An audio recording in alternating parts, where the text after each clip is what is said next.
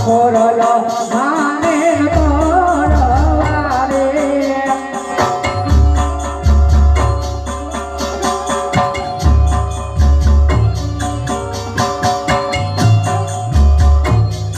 એ અવસર આવ્યો વિગલ ગઢના પચાર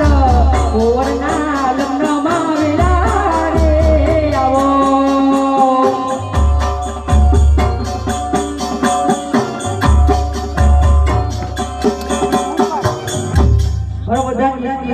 વિધિ થઈ ગઈ છે હા અમારી જવાની રજા આપો મારે બહુ છે એક